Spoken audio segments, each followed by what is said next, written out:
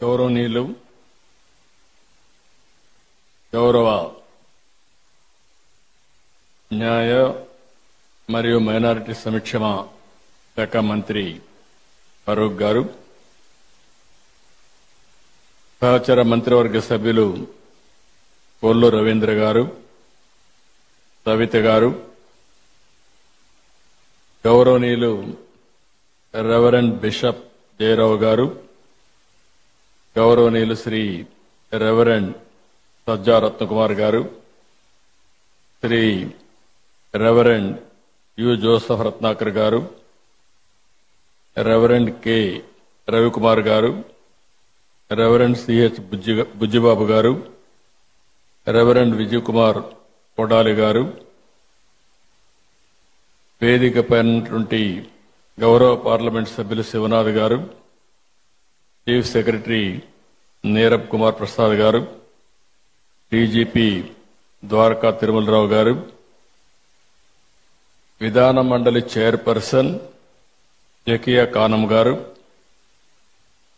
గౌరవ శాసనసభ్యులు గద్దె రామ్మోహన్ రావు గారు, యార్లగడ్డ వెంకట్రావు గారు, ఉండవల్లి శ్రీదేవి గారు, ఈరోజు పెద్ద ఎత్తున ఈ కార్యక్రమానికి విచ్చేసినటువంటి క్రైస్తవ సోదరి సోదరులందరికీ పేరు పేరున మనస్ఫూర్తిగా నమస్కారాలు, అభినందనలు, శుభాభినందనలు.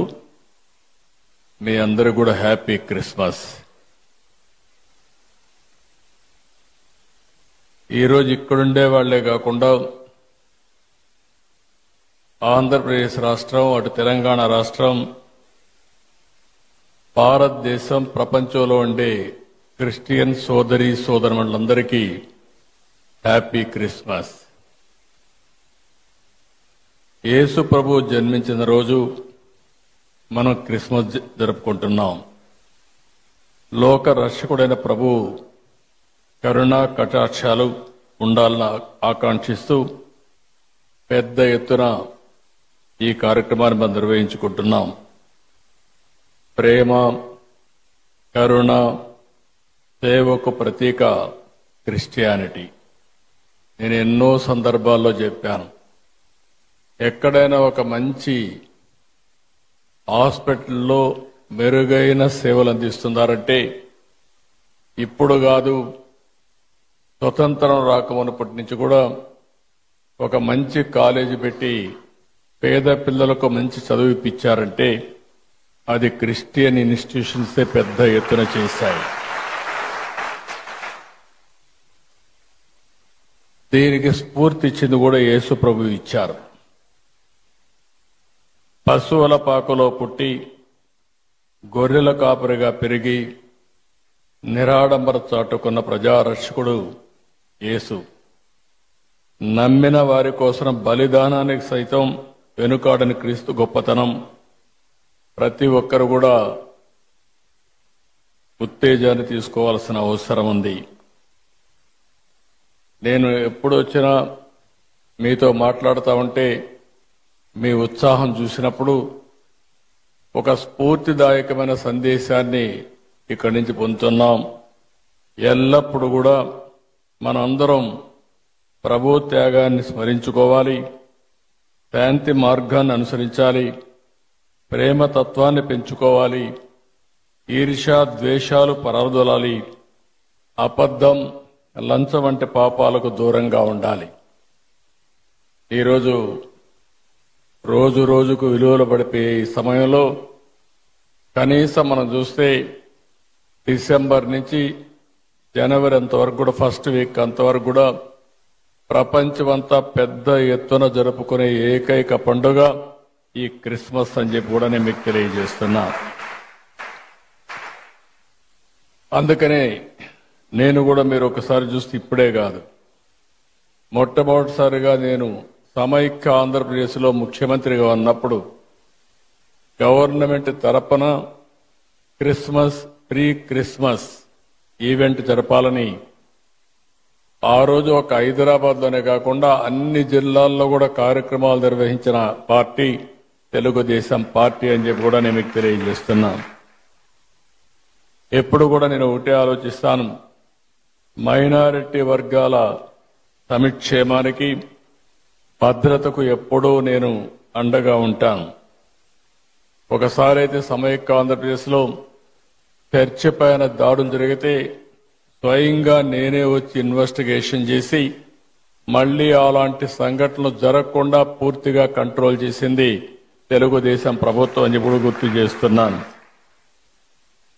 ఇంకొక పక్క విభజన తర్వాత కూడా మీరు ఒకసారి చూస్తే ఏదైతే క్రిస్టియన్స్ కోసం సంక్షేమం కోసం ఎక్కువ ప్రాధాన్యత ఇచ్చాం, చర్చల నిర్మాణానికి ఆర్థిక సహాయం చేశాం. ఇంకొక పక్క మీరు చేస్తున్నటువంటి సేవలకు సహకారంగా ఉండాలని క్రైస్తవ సంస్థలకు ఒక్కొక్క సంస్థకి 10 లక్షల రూపాయల ఆర్థిక సహాయం చేసి మిమ్మల్ని ప్రోత్సహించాం. గుంటూరులో మీరు చూస్తే క్రిస్టియన్ భవనం కోసం 2 ఎకరాల భూమిని కేటాయించడమే కాకుండా ఆ రోజు 10 కోట్ల రూపాయలు ఖర్చు పెడితే కంప్లీట్ కాని బిల్డింగ్ ని కంప్లీట్ చేయాలని 5 సంవత్సరాలు ఆలోచించలేదు. మళ్లీ నేను వస్తానే దాన్ని పూర్తి చేసే బాధ్యత కూడా తీసుకొని తొందరలోనే మీ అందరికి అంకితం చేస్తాం, మీ అందరికి అందుబాటులో తీసుకొస్తాం. విజయవాడలోని సిఎస్ఐ సెయింట్ బాసిలికా కాలేజ్ చర్చికి 1.5 కోట్లు ఇచ్చాం. మీరెప్పుడూ నా దృష్టికి తీసుకొస్తారు. క్రైస్తవ శ్మశాన వాటికల కోసం ఆర్థిక సహాయం చేయమని కోరినప్పుడు ఇది చాలా జనైన సమస్య, దీన్ని పరిష్కారం చేయాల్సిన అవసరం ఉంది. ఇప్పటికే పెద్ద ఎత్తున ఇచ్చాం. భవిష్యత్తులో కూడా మీకు పూర్తిగా అండగా ఉంటామని చెప్పి కూడా నేను మీకు తెలియజేస్తున్నా. ఇదే కాకుండా జెరూసలం వెళ్లే క్రైస్తవులకి మొట్టమొదటిసారిగా ఆర్థిక సహాయం ప్రవేశపెట్టిన పార్టీ తెలుగుదేశం పార్టీ. ఆ విధంగా కూడా మనం ముందుకు పోయాం. ఇంకొక పక్క క్రైస్తవ విద్యార్థుల సంక్షేమం కోసం ప్రీ మెట్రిక్ స్కాలర్షిప్లు కానీ, పోస్ట్ మెట్రిక్ స్కాలర్షిప్లు కానీ, ట్యూషన్ ఫీజు అంతా కూడా రీఎంబర్స్మెంట్ చేయడం కానీ ఇవన్నీ చేశాం. ఈరోజు ఇలాంటి కార్యక్రమాలు 1-2 కాదు, చాలా కార్యక్రమాలు చేసి మనం ముందుకు పోయే పరిస్థితికి వచ్చాం. ఈరోజు ఇంకొక పక్కన మీరు చూస్తే 5 సంవత్సరాలు క్రిస్టియన్ సంస్థలు ప్రారంభించినటువంటి ఎయిడెడ్ ఇన్స్టిట్యూషన్స్ అన్ని డ్యామేజ్ చేసే పరిస్థితికి వచ్చారు, నిర్వీర్యం చేసే పరిస్థితికి వచ్చారు. ఈరోజు మా పార్టీ మనందరి నాయకుడు తెలుగుదేశం పార్టీ అధినేత ఎన్టీ రామారావు గారు కూడా ఏసీ కాలేజీలో చదువుకున్న విషయం మనం మర్చిపోలేం. ఆయన విజయవాడలో ఉండి గుంటూరుకు చదువుకున్నాడంటే అలాంటి స్టాండర్డ్స్ అన్ని కూడా ఆ రోజుట్లోనే ఇవ్వగలిగారు. అది వీరి యొక్క విశిష్టత అని చెప్పి కూడా నేను మీకు తెలియజేస్తున్నా. ఇప్పుడే చాలా మంది మాట్లాడారు. గడచిన 5 సంవత్సరాలుగా రాష్ట్రంలో మనం చూస్తే ఇది సందర్భం కాకపోయినా చెడును ఒకసారి ఆలోచించుకుని మళ్లీ చెడును జరగకుండా అందరికీ న్యాయం చేసే విధంగా ఈ ఎన్డీఏ ప్రభుత్వం, తెలుగుదేశం ప్రభుత్వం ముందుకు పోతామని మీ అందరికీ హామీ ఇస్తున్నా. ఎక్కడ ఏమాత్రం కూడా రాజీ లేకుండా పనిచేస్తాం. ఒక్క విషయం మనం గుర్తుపెట్టుకోవాల్సిన అవసరం ఉంది. God will never leave you empty. He will replace everything you lost.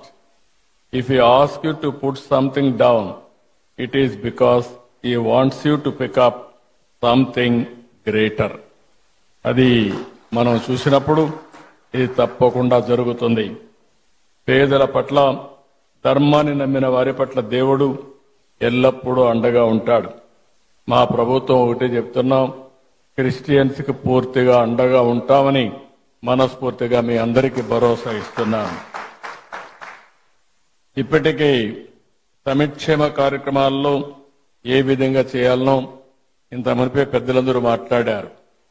ఆర్థిక సమస్యలు ఉన్నాయి, లెగసీ ప్రాబ్లమ్స్ వెంటాడుతున్నాయి.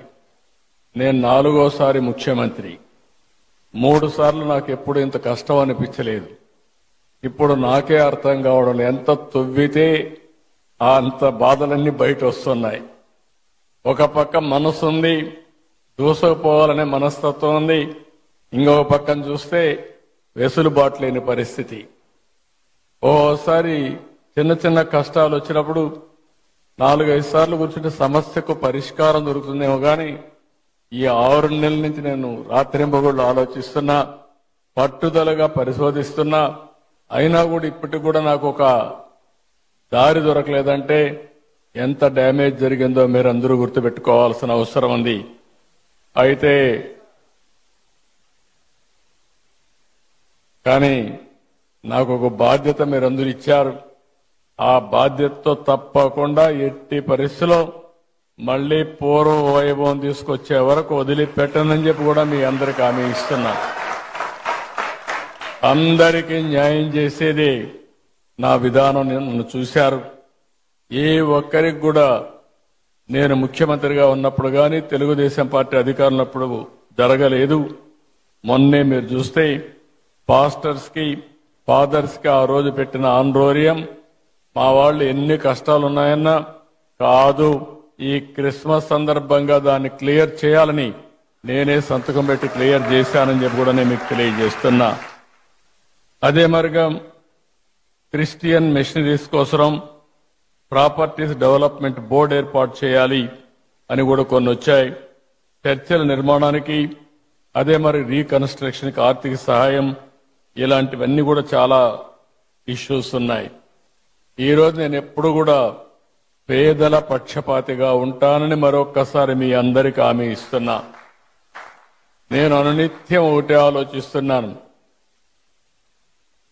ఏ విధంగా పేదరికం లేని సమాజాన్ని మనం రూపకల్పన చేసుకోవాలనో దానికి ఆలోచించాల్సిన అవసరం ఉంది. మొన్నే నేను విజన్ 2047 తయారు చేశాను. స్వర్ణాంధ్రప్రదేశ్ విజన్ తయారు చేశాం, రూపకల్పన చేశాం. అందులో మొట్టమొదటి పాయింట్ మీరు చూస్తే జీరో పావర్టీ. ఇంతవరకు అందరం చెప్పారు మేము పేదరిక నిర్మూలన చేస్తామని చెప్పారు, కానీ నేను పెట్టింది ఆర్థిక అసమానతలు తగ్గించే విధంగా మొట్టమొదటిసారిగా పేదల్ని పూర్తిగా ఆర్థికంగా పైకి తీసుకొచ్చే వరకు ఈ ప్రభుత్వం అండగా ఉంటామని చెప్పి మరొకసారి తెలియజేస్తున్నా. ఈరోజు డబ్బులు సంపాదించిన ప్రతి ఒక్కరూ ఆలోచించాలి, మనకి సంపద వచ్చిందంటే సమాజం వల్ల వచ్చింది. ఆ సమాజంలో ఇంకా పేదరికం ఉండడం ఇది మనందరికీ ఆలోచింపజేసే విధానం. అందుకనే ప్రతి ఒక్కరూ ఆలోచించాల్సింది పేదరిక నిర్మూలన, జీరో పావర్టీ, అంతేకాకుండా ఆర్థిక అసమానతలు తగ్గించాలి. ఈరోజు ఈ యొక్క క్రిస్మస్ సందర్భంగా మిమ్మల్ని అందరినీ కోరుతున్నా, కొంతమంది దగ్గర లక్షల కోట్ల రూపాయలుండి పేదవాడి దగ్గర 3 పూట్ల తిండి తినడానికి వీలు లేని పరిస్థితుంటే అది సమాజహితం కాదని చెప్పి మరొకసారి మీ అందరికీ విజ్ఞప్తి చేస్తున్నా. దీనికోసం ఒక అచంచలమైన దీక్షతో పనిచేస్తాం, అన్ని విధాలా ముందుకు పోతామని చెప్పి కూడా నేను మీకు తెలియజేస్తున్నాను. ఈరోజు మీ అందరిని చూసినప్పుడు ఎప్పుడు కూడా ఇలాంటి కార్యక్రమాలకు వస్తే మళ్ళీ నేను కూడా రీఛార్జ్ అయ్యి మళ్ళా ఏం చేయాలో ఆలోచించే శక్తిని, సమర్థతని ఇస్తుంది. అలాంటి కార్యక్రమానికి ఈరోజు వచ్చాను. మీ అందరితో కలిసి ఈరోజు ప్రీ క్రిస్మస్ చేసుకోవడం చాలా ఆనందదాయకం. నేను ఈ నెలంతా కూడా మనందరం ఒక విషయం చూస్తే ఓసారి కొన్ని పండుగలు ఒకరోజు చేస్తాం, కానీ డిసెంబర్ 15 నుంచి స్టార్ట్ అయ్యి, డిసెంబర్ నుంచే స్టార్ట్ అయ్యి జనవరి 15 వరకు మళ్ళీ ఒక నెలంతా కూడా పండుగలు చేసుకునే ఏకైక పండుగ క్రిస్మస్ అని చెప్పి కూడా నేను మీకు తెలియజేస్తున్నా. ఈ క్రిస్మస్ సందర్భంలో మళ్ళీ మనం ఒకసారి చూస్తే అనేకమైన స్ఫూర్తిదాయకమైనటువంటి ఆలోచనలు చేస్తాం. ప్రతి ఒక్కరూ ఏ విధంగా ఉండాలి, యేసు ప్రభువుని ఏ విధంగా ఆదర్శంగా తీసుకోవాలి, ఏ విధంగా ఆయన స్ఫూర్తిని సమాజ హితం కోసం ముందు తీసుకుపోవాలో ఆలోచించే సమయం. ఈ సమయంలో నేను ఒకటే మీకు హామీ ఇస్తున్నా, ఈ ప్రభుత్వం మీకు అండగా ఉంటుంది. వ్యక్తిగతంగా నేను మీకు అండగా ఉంటా. మీ సమస్యలను పరిష్కారం చేసి ఎక్కడ పేదరికం ఉంటే అక్కడ మేము ఉండే అన్ని విధాలా మిమ్మల్ని ఆదుకుంటామని చెప్పి మరొక్కసారి తెలియజేసుకుంటూ అందరికి కూడా హ్యాపీ క్రిస్మస్, మేరీ క్రిస్మస్. చాలా ఇలాంటి ఎప్పుడు కూడా ఇదే విధంగా అందరం ఆనందంగా ఉండాలని యేసు ప్రభువును మరొకసారి ప్రార్థిస్తూ హ్యాపీ క్రిస్మస్.